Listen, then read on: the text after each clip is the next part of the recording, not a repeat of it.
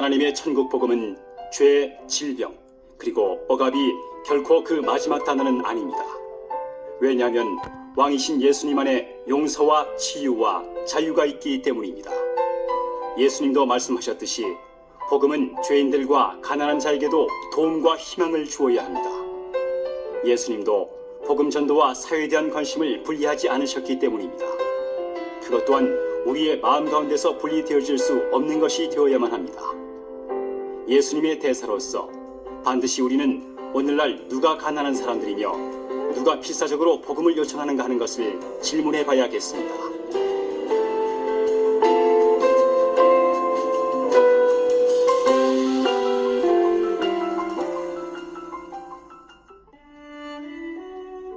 가난한 사람들은 누구입니까?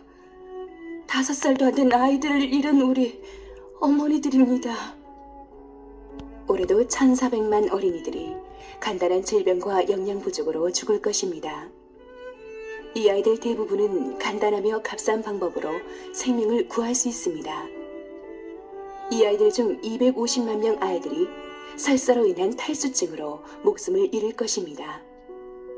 이들의 생명을 구할 수 있는 약은 설탕 8에 소금 1의 비율인 깨끗한 물입니다. 그 누가 가난한 사람들입니까? 학교에 갈 수 없는 우리들입니다. 지난 수년간 아주 가난한 37개의 정부는 그들이 서구 세계에 진 막대한 양의 부채를 갚기 위해 아동노동이 이루어지고 있습니다. 현재 1억 7천만 명의 14세 미만의 아이들이 하루 12시간 이상의 노동에 시달리고 있습니다. 누가 가난한 사람들입니까? 우리들입니다. 조국을 잃은 난민인 우리입니다. 오늘날 3,290만 명의 사람들이 시민권과 권리, 나라 등을 잃어버렸습니다. 최근에는 전쟁과 종교 갈등으로 인하여 5년 만에 난민의 수가 증가하고 있습니다. 누가 가난한 사람들입니까? 우리들입니다. 전쟁 지역에 사는 우리들입니다. 세계는 아직도 20여 곳의 분쟁 지역에 있습니다. 그 중에서 10여 곳은 15세 미만의 아동들을 최전방에 배치하고 있습니다. 수십만 명의 소년병들이 살아남기 위해 총을 들고 있습니다. 누가 가난한 사람들입니까? 고아인 우리들입니다. 수천의 아이들이 전쟁, 혁명, 테러리즘으로 인해 고아가 되었습니다. 수백만의 아이들이 부모로부터 버림받았습니다. 브라질만 해도 이런 아이들이 300만이 넘습니다. 누가 가난한 사람들입니까? 매춘 부인 우리들입니다. 많은 아이들이 부모에 의해 매춘 산업에 팔리고 있습니다. 인도네시아에서는 성매매 여성의 30%가 미성년자입니다. 누가 가난한 사람들입니까? 거리의 아이들인 우리들입니다. 대도시의 길거리에서 살고 있는 1억여 명의 아이들이 범죄와 타락의 길로 무기력하게 빠져들고 있습니다. 누가 가난한 사람들입니까? 극도의 빈곤을 당하는 우리들입니다. 하루 1달러 미만으로 살아가는 빈곤층은 현재 전 세계에 10억 이상의 인구가 있습니다. 그들의 생존이란 영양 부족, 문맹, 질병 등 인간 존엄성의 기준 이하의 삶으로 정의되어질 수 있는 것입니다.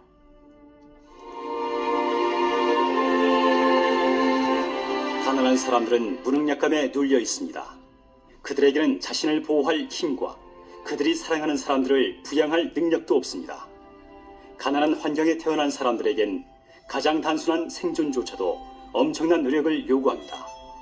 그들에게 선택이란 있을 수 없습니다. 그들은 어떤 자원들도 쉽게 사용할 수가 없습니다. 적당한 이자로 돈을 빌릴 수 없으며 보건시설, 훌륭한 학교, 깨끗한 물, 적당한 영양 공급의 혜택을 누릴 수 없습니다. 극빈자는 사회의 기본 혜택과는 아무런 연관이 없습니다. 가난한 자들의 필요들은 권력을 쥐고 있는 사람들에 의해 종종 무시되어집니다. 가난한 사람들은 그들의 삶에 영향을 줄 어떤 것을 결정함에 있어 전혀 혹은 거의 발언할 권리가 없습니다. 예를 들어 매년 공공물자의 막대한 보급은 군비 증강을 위해 쓰여집니다. 이런 현상은 부유한 국가에서보다 개발도상국에서 더욱더 뚜렷합니다. 가난한 사람들의 필요는 심지어는 의도적으로 돈을 가진 이들의 기호와 욕구에 부합하는 시장 경제에 의해서도 무시됩니다.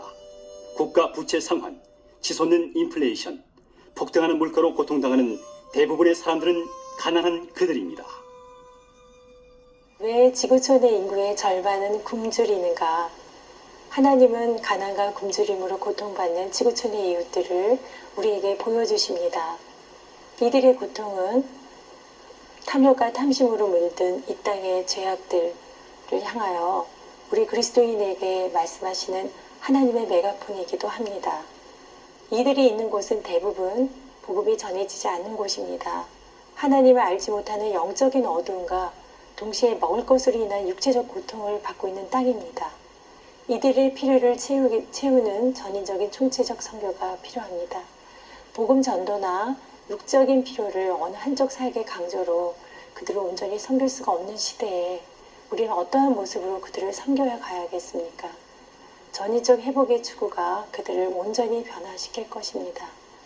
아버지 하나님은 이들의 고통을 불쌍하다고 긍휼함으로 그렇게만 볼 것이 아니라 이들이 하나님의 백성으로 가치와 존엄성을 갖는 희망의 존재로 회복시켜야 될 책임이 우리에게 있다고 합니다.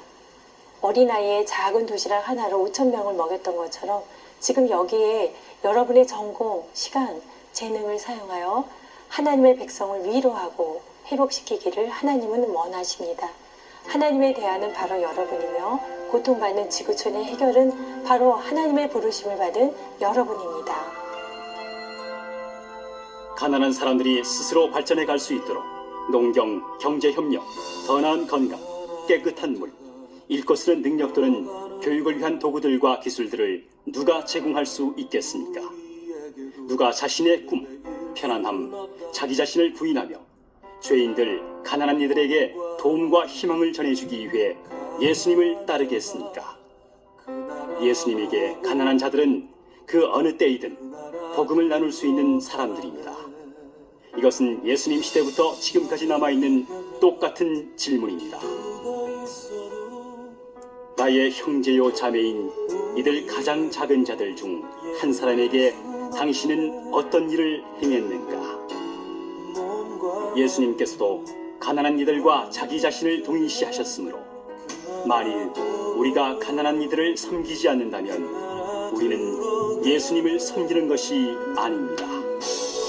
그분에 대해 가난하지 않고는 흐르지 않고는 기름기 가득한 마음으로는 그 나라 결코 얻지 못